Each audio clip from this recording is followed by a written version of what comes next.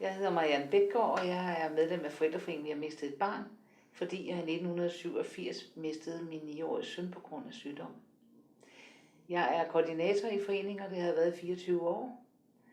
Og det job består i at tage vare på de henvendelser, som foreningen får enten via mail eller via telefonen.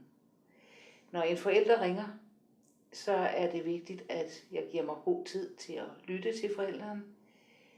De fleste forældre de har meget stort behov for at tale og fortælle, hvad der er sket.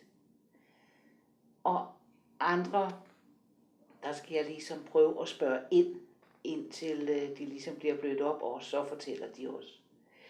Derfra så prøver jeg at sætte dem i forbindelse med en kontaktperson, så de har mulighed for at komme i selvhjælpsgruppe.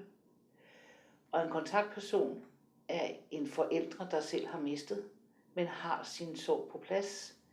Det vil sige, at der er gået et antal tid, så de er i stand til at lytte og kan rumme andres sorg. Jeg sender også materiale ud til forældrene, deriblandt vores medlemsblad. Jeg får også ofte henvendelser fra fagfolk, sygeplejersker, sundhedsplejersker, politiet, psykologer med mere, som jeg også sender folder ud til, så de kan give det til de forældre, de kommer i berøring med. Vi har også foredrag i foreningen, og det er også på landsplan. Og der er man selvfølgelig altid velkommen, og der er man også velkommen til at tage en god ven med. Det er meget rart, at bekendte også hører, hvad det er, vi går igennem, når vi har mistet. Der er selvfølgelig også pårørende, og der er veninder, og der er naboer, som ringer til mig og siger, at den og den har mistet, og hvad skal jeg gøre, og hvad kan I gøre? Så fortæller jeg dem, hvad foreningen har mulighed for, alt efter hvor de bor. Og så fortæller jeg dem, at det gælder om, at de stiller op, at de er der for dem.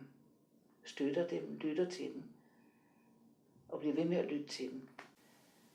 Og jeg træffes på 44 95 15 48 eller på mail mbe@mistedbarn.dk.